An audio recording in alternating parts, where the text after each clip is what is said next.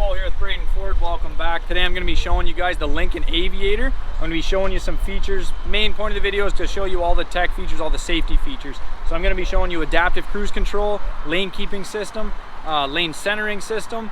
I'm pretty sure this one has cruise control with stop and go, and it also has the speed side recognition. So it's actually going to read the signs on the road. I'll show you guys how to do all that. Stay tuned.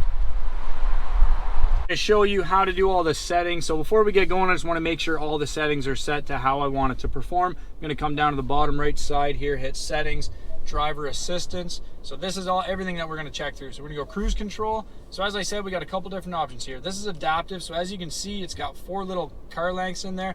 So what this means is you're going to be 4 car lengths away from the vehicle at all times. So if you have your speed set to 120 on the 401, if this vehicle is doing 110, it's going to slow the Aviator down and it's going to keep a safe distance in between you. You can set that distance 1, 2, 3, and 4, and that just sets how far away you are from the vehicle. If that vehicle is doing 110, you go 110. If they slow down to 40, you go 40. If they speed up to 130, you're only set to 120, which means you won't go any more than 120. So if they go 130, you're still good to go.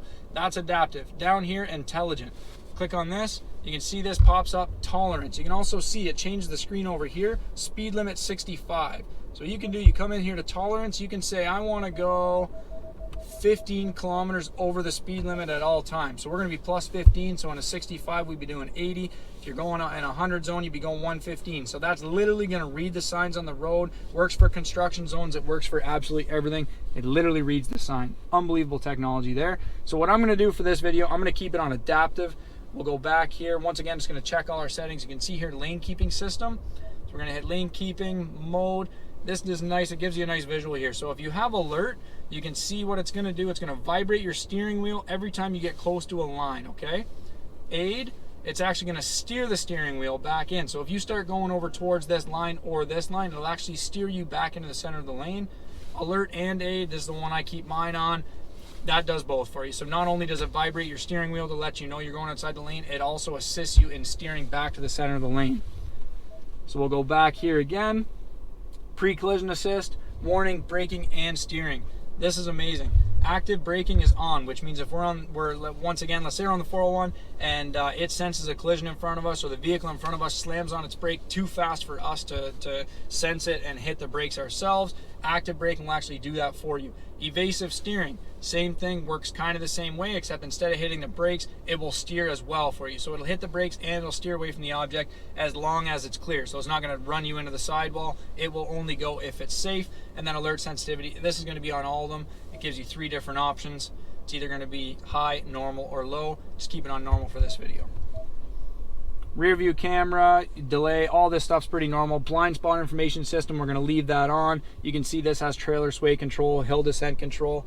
This thing literally has everything. Reverse brake assist. All right, let's get to some of the driving features and enjoy, guys. All right, guys, so we're coming into this corner right here. I don't know if you can see, I have heads-up display in here, which is showing me the lines. I got cruise set to 62. I'm actually going to let go of the wheel at this point, and lane centering assist is actually going to keep me centered right in that lane. So it's actually going to beep at me a little bit, not very loud, still nice and quiet, but just to let me know. So that actually turned that corner for me, and now it's straightened us back out. See this on the dash right here? Keep hands on the steering wheel. So it actually knows that I'm not doing it. Right when I grab onto that steering wheel, it goes away. It's amazing. So we're just going to come up behind this vehicle here. We're going to try to make it as easy as possible for you to see what's going on. So I'm going to set my cruise control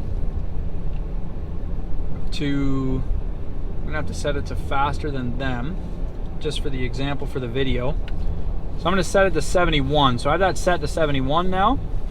If you can see on the screen right there, it's going to show me that I'm going 71. Once again, I have that nice and clear in my heads-up display. And right now I have the lane centering on. Everything's going to be set. And you can actually see, if you can see this right here, even though I have it set to 71, I just took my hands off the steering wheel again. Even though I have it set to 71, you'll see I'm only going 60 right now, 59, 58. So my feet aren't on the steering wheel, or sorry, I hope my feet aren't on the steering wheel. My feet aren't on the gas or the brake at all. And the vehicle is literally just catching the distance in between us and them. So you'll see them actually, they're slowing right down. No feet on the steering, or no feet on the gas or the brake at all. And we're going 35 right now. So it's literally, it's so easy. 401 is where this is really going to come in handy. It basically, this thing basically drives itself right now. It shows me the speed limit. It shows me everything. So once again, just following them. They're going 60 now, and it's just setting the safe distance in between us and them. Now I also have another option. So right now I have 4 bars, which means this is 4 car lengths in between vehicles. I can change that distance just by pressing a button on my steering wheel here. This will be neat too. So they're actually, they might come to a full stop here. Once again, not touching the gas or the brake, guys. It's actually going to bring us right down.